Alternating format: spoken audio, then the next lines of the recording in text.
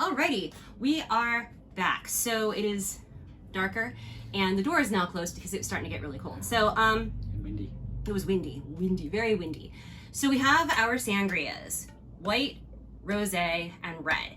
And we have our Ostara meal here as well. It's fish with strawberry-avocado salsa, roasted carrots and Brussels sprouts, and then some Spanish rice that I made last night for dinner, just, leftover rice. So we're gonna go ahead and get started with the how does it taste. So here we go. This is the white sangria, which was made with peach. Do you want more than that? I'm fine. Okay. Which was made, not peach, it was made with apple, grape, and pear. And I can tell you that the fruit is amazing. I had a piece of apple that was just like, oh, this is how an apple should taste. You want apple, pear, or grape? I know. Excuse me. All right. So here we go.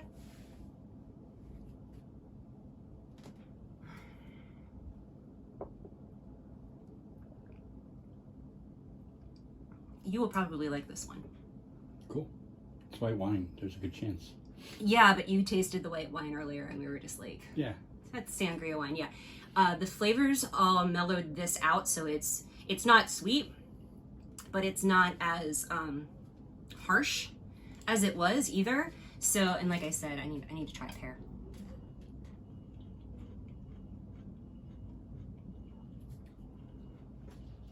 So for the pears in this particular recipe, I used Bartlett pears because they're generally available across the nation. And I just used regular green grapes. Nothing spectacular about the grapes. All right. The rosé would, ooh, wow. Those floral notes come through. Now I'm a little nervous.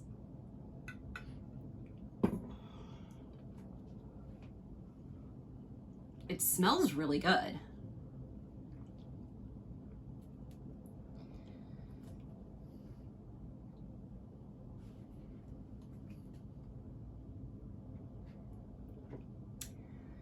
And that was lavender.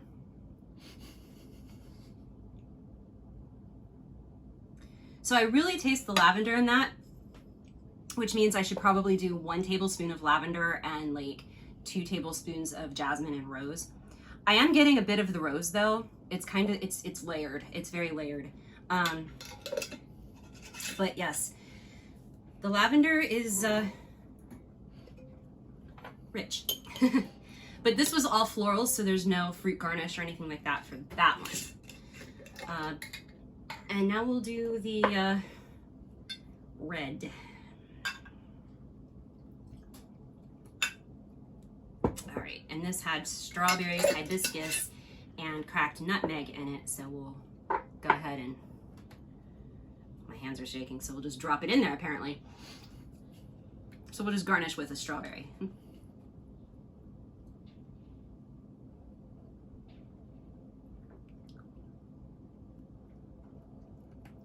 That one's really good. The strawberry does come through, the hibiscus is there. The hibiscus keeps it from getting sweet from the strawberry because there's a lot of strawberry. And the nutmeg is just like a nice subtle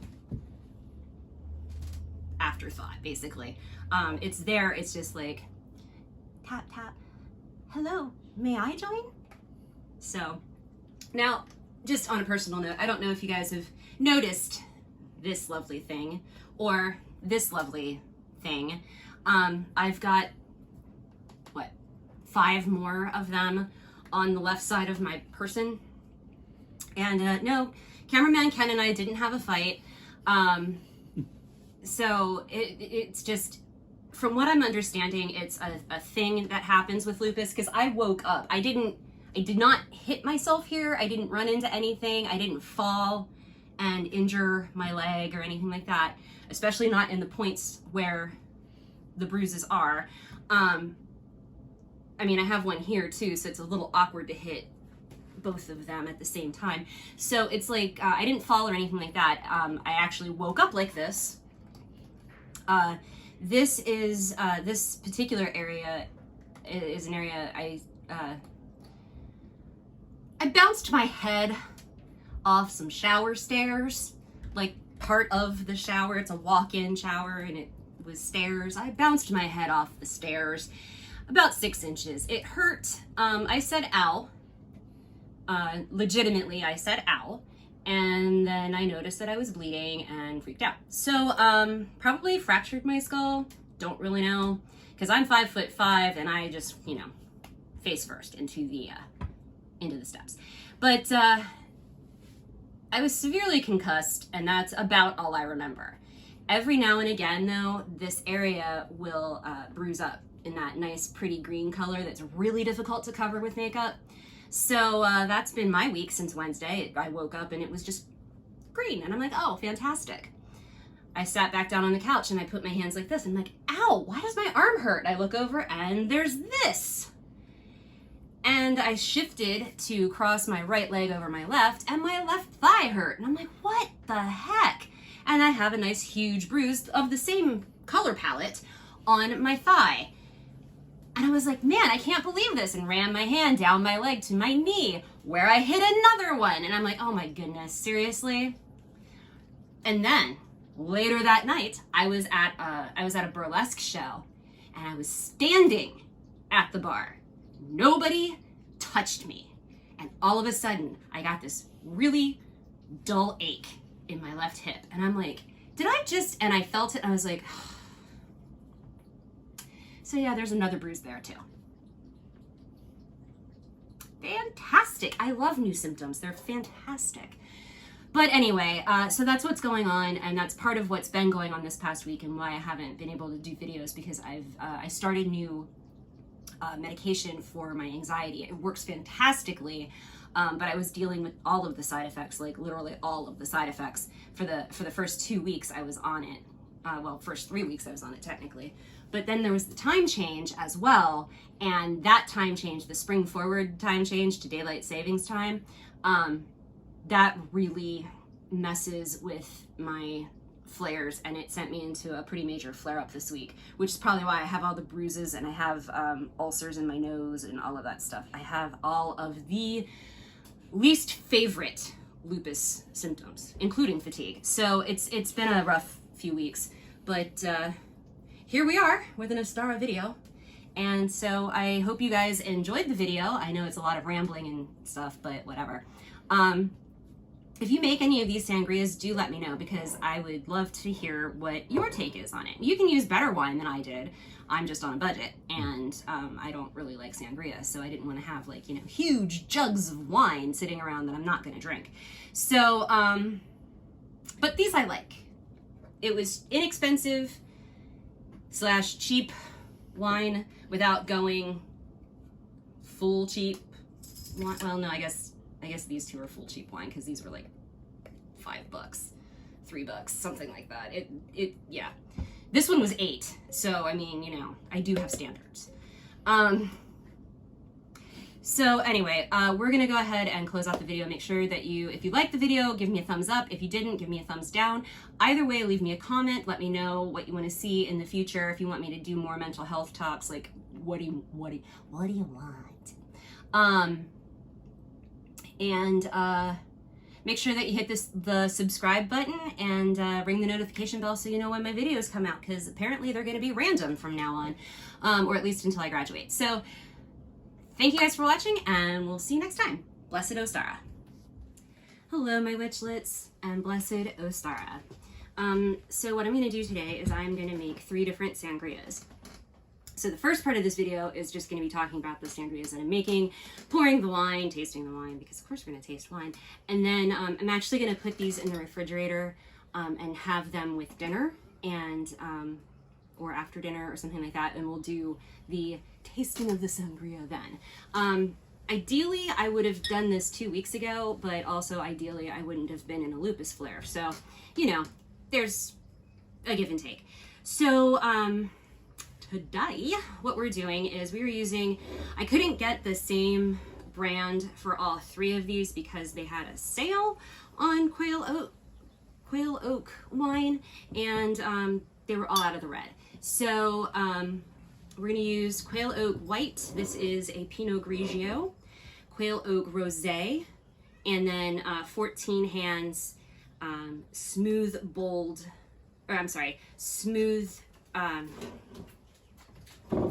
red blend. I can remember things. No, I can't. So in the jars here in front of me, we have for the white, I was gonna do a green apple, like not the Granny Smiths, but like just a green apple. Green grapes, and then a guava or a pear. Turns out guava's not in season, at least not at the grocery store I was at. And I couldn't find the green apples that I wanted, so I went with a yellow opal apple, and it's actually really good. I don't think I've ever had them before. I only used half of an apple and only half a pear. And then there's about 10 grapes, and I cut and quartered the grapes because as cameraman Ken was explaining, the flavor isn't going to come through the skin. You need to like get as much surface area as you can on the fruit. So this is for the white sangria. A lot of times that's made with melon and peaches and such like that, and I don't like those flavor profiles. Like, I like melon on its own. I usually put a lot of salt on it because I like the sweet and savory. But I do not like peaches at all. Like, I've tried, but I don't like them. So, plus peach is too sweet. Nova. We're having a bit of a turf war here. There's a new cat, you see, who isn't fixed.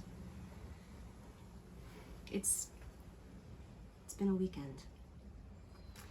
The red wine is going to be made with,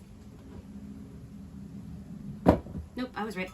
It's going to be made with strawberry, hibiscus, and cracked nutmeg, which is all in here already. I used probably, well, I was just kind of eyeballing it. I used probably about 5 strawberries and a single nutmeg that we, smashed with a hammer and dumped in there. And then the hibiscus, I'd give it probably like about 1/4 to 1/3 of a cup of hibiscus flower. And then the final one here, the rosé, is 2 tablespoons each of lavender, jasmine, and rose. So we'll see how this goes. So let's go ahead and start pouring because that's what we're good for. Now I am not using the ideal thing for making sangria. I am using quart jars because that is what I have available to me. And these are 750 milliliter bottles.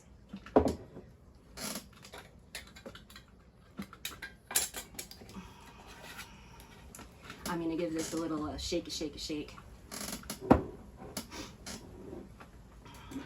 And now a tasty taste. Because that's actually how you make sangria. You take the wine that you like and pour it into a glass. I'm not gonna pour that whole thing in here because I have 2 other wines to sample. Who knows? I've never had this brand.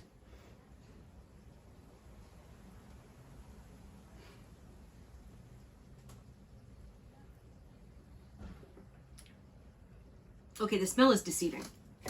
It stinks to high heaven, but it's actually pretty good. Not my favorite, but it's still good. I probably should have had 2 other wine glasses, cameraman Ken. So, because I'm not going to be able to, like... Chug that one. Chug that. Oh, no, that's not a chugging wine. I'm really hoping that the fruit actually improves the flavor. I mean, it's not bad. It was $5. So, I mean, it's not high quality as it is, but... it's not bad. That's the best I can say for it. Okay, so here we go with the red. And pour. Now this is a blend, and I don't generally go for blends. They're more, blends are good if you're gonna make like sangria or the one that I like to make at Christmas that I can't think of the name of, Hippocras.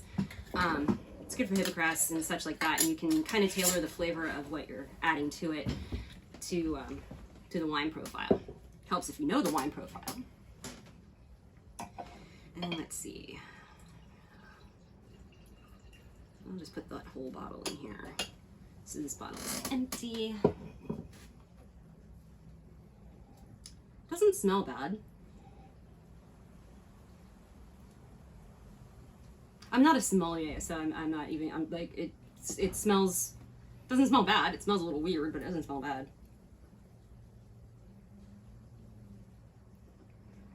That's actually really good. And I think the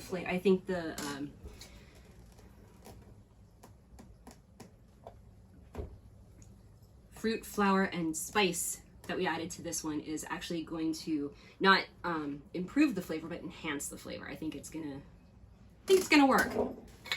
I might have done one right. All right, finally the rosé. Now this is a lot of floral, and I'm actually nervous that the floral is gonna take over. I'm also nervous that the floral isn't gonna like actually sink in there. Well, this rosé pours really awkwardly. Oh, look at that. Fit the whole bottle. Now how you gonna try it? I'm not.